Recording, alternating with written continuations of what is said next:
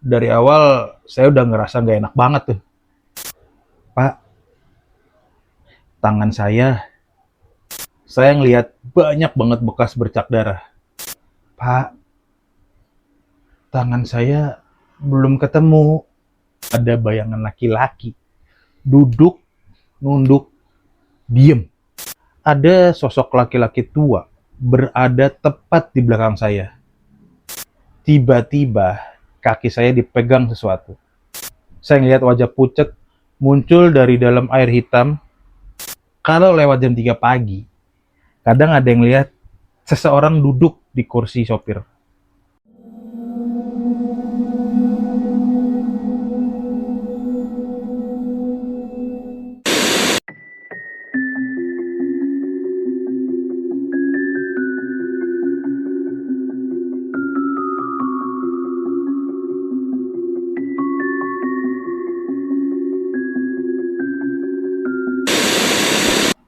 Halo Sobat Gentayangan, balik lagi di Kilas Malam.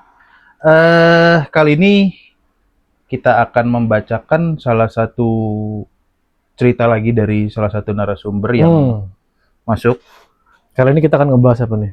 Tadi dulu nih sebelum kita ngebahas cerita. Tadi pas Gimana? gue ke sini, berangkat ke sini, itu gue ada di perjalanan tuh gue ngelihat bukan base camp, markasnya Damkar, gitu kan. Itu memang cukup sering lah gue bolak-balik, sering gue lewatin. Nah, ketika gue tadi lewat sini, gue nggak tahu ya, tiba-tiba kepikiran aja gitu loh. Mereka nih kalau lagi shift malam, mereka juga ada shift-shiftan kan ya kalau di Damkar. Iyalah, karena kan mereka 24 jam kan. Dan namanya kebakaran ini kan kita nggak tahu kapan terjadinya, dan mudah-mudahan nggak terjadi sering gitu kan, nggak sering terjadi. Dan umumnya nggak cuman kebakaran bro sekarang. Iya, mereka ya sekarang lebih karena memang kayak kemarin sempat gue nonton sebuah tayangan serial di channel luar yang berbicara apa live day-nya pemadam, ternyata nggak cuma pemadam, Iya, entah sekarang yang orang bunuh diri lah, mau apa segala macem. Terus sama yang terakhir gue ngeliat tuh yang penyelamatan, apa, piercingnya juga nyangkut. iya, makanya jadi nggak sebatas api Kebakaran biasanya. aja ya. Nah, gue kepikiran itu, nggak tahu, sempat kepikiran pas lagi di motor tadi. Mereka ini kalau lagi shift malam tuh mereka ngapain ya?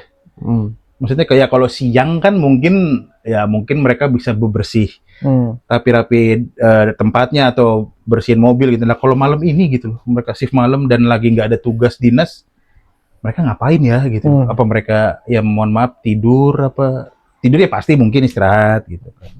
Gantian jaga kan. Pasti sih gitu. Nah, kali ini kita dapat cerita lagi, dapat atensi lagi, kebetulan dari petugas damkar. Jadi kenapa gue sempat nanya gitu kan, nggak tahu, pas banget hari ini ketik gue lewatin markasnya damkar dan dapat cerita juga tentang pengalaman salah seorang petugas damkar ya. Nanti kita bacain. Sobat Gentayangan di luar sana, kalian jangan skip video ini, tonton dari awal sampai akhir biar kalian tahu juga apa sih aktivitasnya si damkar ini ketika lagi off duty ya. Gitu loh. Duty apa dati sih? Duty apa? Ya itulah, kalian juga tahu pasti kan, duty atau duty. Iya, apalagi ini cerita dari kemarin kita ngebahas soal rumah sakit ojol. Iya. Kalau ini baru pertama nih akhirnya nongol dari damkar. Siap. Tonton terus, tungguin terus ceritanya ya.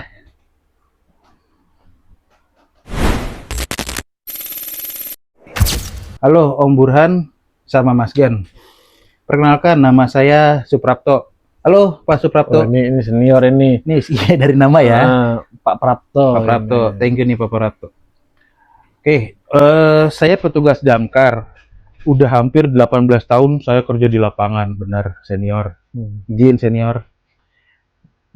Kalau ditanya, apa saya pernah takut selama jadi petugas damkar? Ya, jujur saya lebih sering takut sama manusia sih dibanding makhluk halus. Betul. Karena yang kami hadapi tiap hari itu api, darah, mayat, sampai jeritan orang yang kehilangan keluarga. Dan ya lama-lama semua itu jadi hal biasa. Sampai akhirnya saya ngalamin sendiri kejadian yang sampai sekarang masih kebawa ke mimpi. Kejadian ini terjadi sekitar tahun 2016. Waktu itu saya lagi piket malam di markas lama. Sekitar jam setengah 1 dini hari, HT tiba-tiba bunyi. Ada laporan kecelakaan kereta api di daerah pinggiran Jakarta. Nada suara petugas di HT waktu itu kedengaran panik. Korban banyak, kondisi hancur. Nggak pakai lama, kami langsung berangkat. Malam itu hujan gerimis. Langit gelap, sepanjang jalan cuma suara sirine. Dan lampu merah biru yang muter di kaca mobil. Entah kenapa, dari awal saya udah ngerasa nggak enak banget tuh. Kayak ada sesuatu yang nunggu di lokasi. Pas kami sampai, asli deh om, saya langsung diem. Itu tuh salah satu kecelakaan paling parah yang pernah saya lihat. Ya orang-orang pada berkerumun di pinggir rel buat nonton. Lampu ambulan nyorot kemana-mana. Tanahnya basah, bercampur darah. Dan beberapa bagian tubuh korban tercecer sampai jauh dari titik tabrakan. Innalillahi. Ada yang nyangkut di batu rel, ada yang masuk ke semak, buset. Oke. Ada juga yang bahkan susah dikenali itu bagian tubuh apa, aduh. Gila. Malam itu tugas saya nyisir jalur rel, nyari bagian tubuh korban yang belum ketemu. Saya jalan sendirian, bawa senter dan kantong jenazah. Dan anehnya, makin jauh saya jalan dari kerumunan, suasananya pasti makin sepi.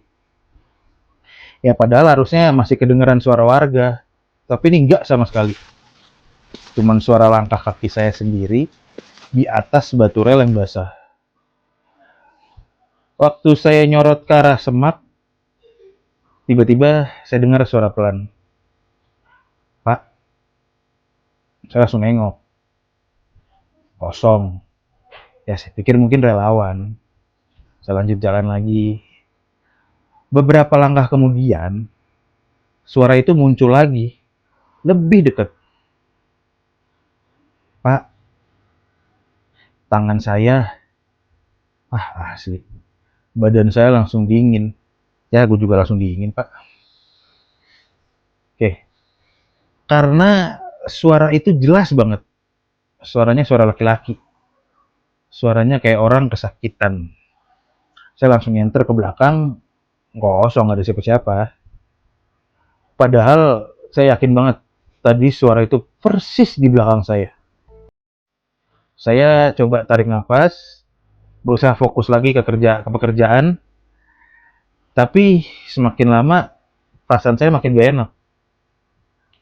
Karena saya mulai nyium bau anyir darah yang kuat banget. Padahal posisi saya udah jauh dari titik korban. Dan pas saya nyorot batu rel, saya ngeliat banyak banget bekas bercak darah. Kayak ada orang yang ngerangkak sambil nyeret badan. Bekasnya menuju semak gelap di pinggir rel. Nggak tahu kenapa tiba-tiba kaki saya itu jalan sendiri, ngikutin jejak itu. Pelan-pelan saya buka semaknya pakai senter. Dan disitulah saya ngeliat seseorang, laki-laki, sedang jongkok, bajunya sobek. Seluruh badannya penuh darah. Kepalanya nunduk, dan tangan kirinya nggak ada. Saya spontan teriak, "Woi, masih ada korban hidup!" Tapi pas saya maju selangkah, sosok itu perlahan ngangkat kepalanya. Dan asli Om Burhan, separuh wajahnya itu hancur. Dia ngeliatin saya sambil ngomong pelan banget, "Pak, tangan saya belum ketemu." Seketika lampu senter saya mati. Gelap total. Dan di tengah gelap itu, saya dengar suara langkah mendekat di atas batu rel. Saya diam, gak bisa gerak. Saya kaku. Sampai akhirnya senter saya tuh nyala lagi sendiri. Dan ya, sosok tadi udah nggak ada. Yang tersisa cuma semak-semak basah ya karena hujan. Malam itu saya nggak cerita ke siapa-siapa. Saya pikir mungkin saya kecapean. Tapi ternyata itu baru awal. Sejak malam kejadian itu, saya mulai sering ngalamin gangguan. Setiap pulang dinas malam, saya selalu ngerasa ada yang duduk di kursi belakang mobil operasional. Awalnya saya pikir cuma perasaan, tapi lama-lama makin jelas. Kadang kaca spion tengah tuh kayak gerak-gerak sendiri. Dan tiap saya lihat, selalu ada bayangan laki-laki duduk, nunduk, diem. Gangguan itu makin parah pas saya tidur. Saya hampir tiap malam mimpi orang yang sama. Dia berdiri di pinggir tempat tidur, kondisinya basah dan hancur. Dan selalu ngomong kalimat yang sama. "Pak, tangan saya belum ketemu." Sampai akhirnya senior saya ada yang sadar. Ada yang aneh nih. Akhirnya saya cerita nih semuanya. Dia cuma diem lama, terus bilang pelan, "Biasanya ada korban yang belum lengkap tuh." Besok sorenya kami dapat kabar. Beberapa warga nemuin potongan tangan. Nyangkut di semak dekat rel. Lokasinya persis tempat saya ngeliat sosok itu jongkok pada malam itu. Setelah tangan itu dimakamkan, gangguannya hilang gitu aja. Nggak ada mimpi lagi, nggak ada bawa darah lagi. Saya pikir semuanya udah selesai nih mas. Ternyata yang paling serem justru terjadi beberapa tahun setelahnya. Kami dapat laporan lagi. Orang hilang. Ditemukan meninggal di sumur tua. Belakang rumah kosong, lokasinya di gang sempit. Rumahnya ini tua banget. Kondisi rumahnya udah sama sekali nggak terawat nih. Halamannya dipenuhi lalang. Dan anehnya, begitu saya masuk ke area rumah itu, suasananya langsung berubah. Sepi banget. Padahal di luar udah rame banget sama warga kan. Tapi di belakang rumah, rasanya kita tuh kayak masuk ke tempat lain. Sumurnya ada di pojok belakang. Batu-batunya lembab dan berlumut. Pas saya nyamperin ke bawah sumur, saya ngelihat jenazah laki-laki ngambang. Posisi jenazah menghadap ke bawah. Saya turun pakai tali, pelan-pelan. Semakin turun, bau busuknya makin kuat. Dan entah kenapa, saya mulai dengar suara kecil. Pelan banget. Kayak suara lonceng gitu, tapi kecil. Pas saya nengok ke atas, ya nggak ada apa-apa. Begitu jenazahnya berhasil saya ikat, tim mulai narik tali untuk ke atas. Di sini, saya masih berada di dalam air. Baru naik setengah, tiba-tiba talinya putus. Tubuh jenazah jatuh lagi ke air. Aduh. Air sumur muncrat sampai kena muka saya. Dan saat itulah saya ngerasa ada sesuatu di belakang saya. Ada sosok laki-laki tua berada tepat di belakang saya. Kurus. Rambutnya panjang sampai nutupin muka. Saya langsung nengok. Lagi-lagi nggak ada siapa-siapa. Lalu suara lonceng itu muncul lagi. Lebih dekat, dan kali ini saya sadar. suara itu bukan dari atas, tapi dari dalam sumur, dari bawah air. Tiba-tiba kaki saya dipegang sesuatu, kenceng banget, dingin, dan saya langsung panik. Saya narik kaki sambil teriak ke atas. Dan di detik itu, saya melihat wajah pucat muncul dari dalam air hitam, matanya melotot, mulutnya senyum. Pelan-pelan saya naik ke permukaan. Sumpah, saya hampir pingsan saat itu, Mas. Begitu saya naik, ada bapak-bapak sesepuh daerah situ langsung bilang, dulu pemilik rumah itu bunuh diri di sumur itu. Katanya sebelum mati, dia suka bunyiin lonceng kecil buat manggil anaknya. Akhirnya ada ustadz datang. Beliau baca doa di atas sumur. Dan anehnya, setelah doa selesai, jenazah langsung bisa diangkat tanpa masalah. Nggak ada tali putus lagi. Nggak ada suara lonceng lagi. Tapi, yang paling bikin saya yakin, kalau dunia ini memang nggak cuma dihuni manusia. Adalah kejadian di markas sendiri. Di garasi markas lama, ada satu mobil damkar tua, kondisinya udah rusak total. Kakinya udah dicabut. Ya udah bertahun-tahun nggak dipakai lah, udah mangkrak. Tapi hampir semua anggota pernah ngalamin hal aneh dari mobil itu. Kadang mesin nyala sendiri, kadang lampu depan hidup tengah malam. Dan katanya, kalau lewat jam 3 pagi, kadang ada yang lihat seseorang duduk di kursi sopir. Nah, suatu malam saya ngalamin sendiri nih. Sekitar jam 3 lewat, saya kebangun karena suara mesin itu dipaksa buat hidup. Saya keluar ruangan, saya lihat garasi, gelap, kosong. Tapi di pojok, mobil tua itu nyala sendiri. Lampu depannya hidup tapi redup. Asap tipis keluar dari knalpot. Dan pintu sopirnya kebuka pelan. Saya bengong. Nggak bisa gerak sama sekali. Karena di balik kaca depan ada sosok hitam duduk diam di kursi supir. Badannya gosong, kepalanya nunduk, dan bau angus tiba-tiba memenuhi garasi.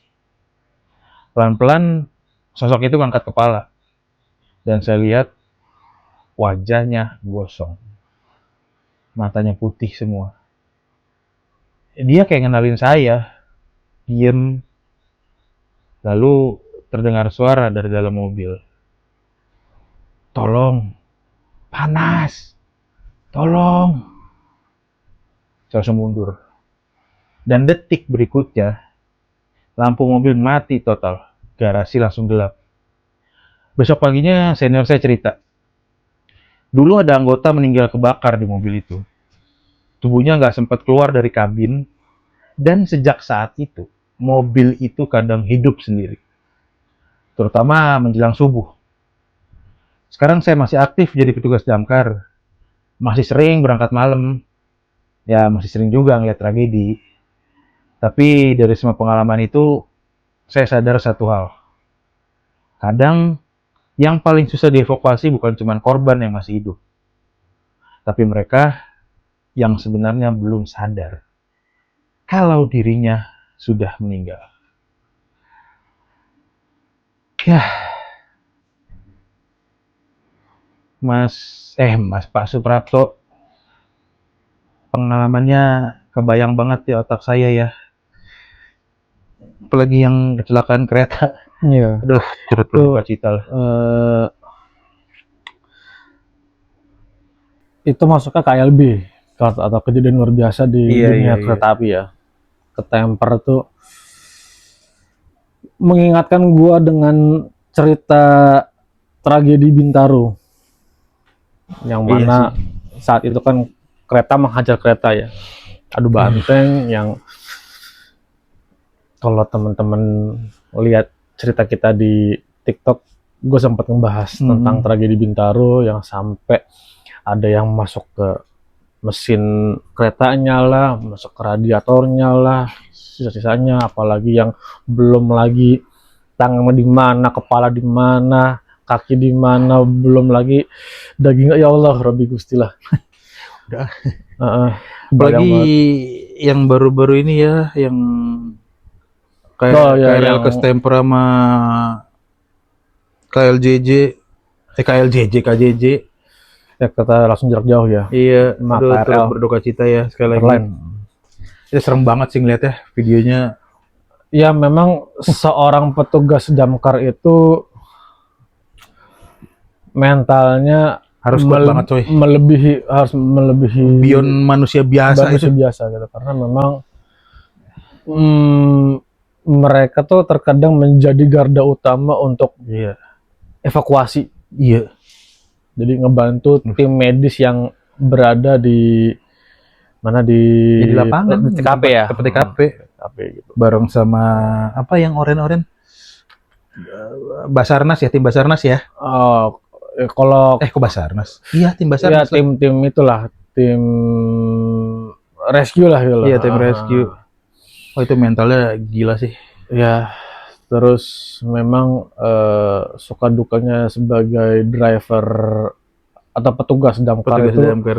memang luar biasa, dari yang nyelamatin, kasarannya nyelamatin kucing Iya. di atas pohon, sampai lu ngurusin sisa potongan tubuh manusia yang udah tercerai-berai kayak gitu. Oh, sampai ada yang terbaru lu udah lihat belum di TikTok tuh? Mereka ngurusin apa? Pinjol orang. Oh iya. Aduh, kata Nah, gue. kalau Kasihan lu, jangan pada aneh-aneh lah sama tim damkar, sumpah. kerja itu berat ya. Berat itu. Gajinya nggak seberapa. Tolonglah tim-tim debt collector tuh yang bener aja lu, nggak usah Memanfaatkan damkar. manfaatkan damkar sih. Masih banyak yang lebih penting pekerjaan mereka. Sekali lagi gue turut appreciate buat teman-teman Iya. relawan-relawan damkar yang menjadi garda utama terhadap kejadian-kejadian seperti itu. Kalian sangat luar biasa sekali, dan memang terkadang mereka pun juga menjadi orang terakhir Iya. yang melihat korban. Si korban. Iya, betul. Ya contohnya kayak salah satu pernah gue baca sebuah artikel, petugas damkar gagal menyelamatkan orang yang melakukan percobaan bunuh diri. Oh iya, pernah. Gitu. Mereka Pernah. sudah mencoba untuk persuasif, Persuasif, udah deketin, nggak mempan mungkin juga. yang udah tinggal beberapa langkah lagi, Iya, tapi iya. dia harus melihat si korban ini Suicide. depan mata mereka. Gila. Dan itu mungkin traumanya wow. Dan apalagi mungkin ada lagi tadi juga salah satu cerita dari Om Prapto yang mungkin salah satu rekan sejawatnya yang terbakar, Iya, gugur dalam tugas. gugur lah. dalam tugas ya kan. Nah ini apakah ini gugur dalam tugas ini beliau posisinya di dalam mobil kah, terus mobil terbakar, atau Ya apapun itulah. beliau sedang mencoba menyelamatkan seseorang dan akhirnya terjebak dan akhirnya wafat gitu. Ya gitu loh, damkar ini keren banget kalau buatku dibanding yang ya gitu Pak Prapto ya. Keren tim damkar. Tapi mungkin somehow mungkin kita bisa kali ya ngundang salah satu petugas damkar. Boleh nggak ya? Ya. pengen juga sih, boleh juga Ya, ngobrol. coba aja kita mengunjungi salah satu markas terdekat dari studio kita ini. Dari sini aja ya. Ngobrol pengalaman, ngobrol-ngobrol. Ya, atau mungkin kita sowan ke sana. Mungkin teman-teman sobat Gentayangan yang Ya, kalau ada yang kerja di sebagai petugas damkar, mungkin boleh nggak kita berdua gitu kan, Boleh, datang iya. sowan lah, main ke main air. Enggak. Ngobrol.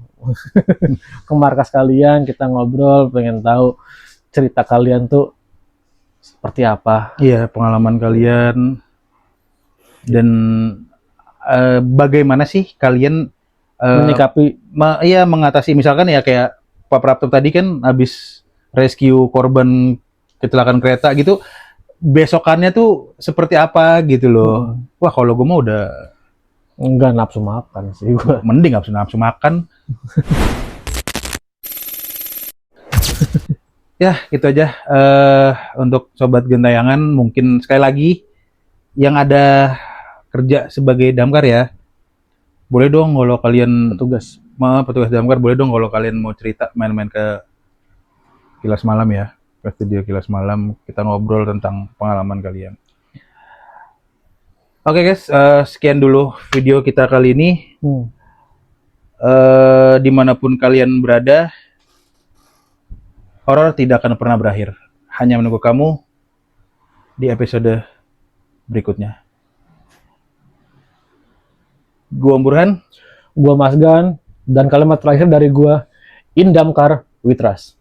Bye bye.